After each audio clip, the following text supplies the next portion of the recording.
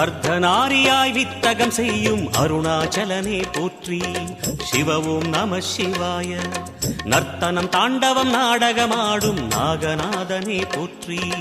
ஹரவும் நம சிவாய.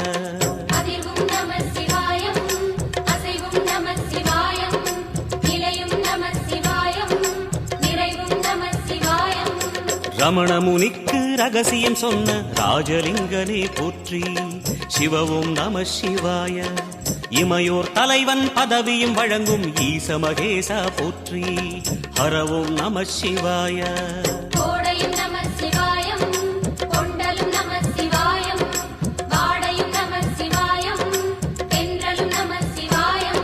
நம சிவாய நம சிவாய ஓம் நம சிவாய.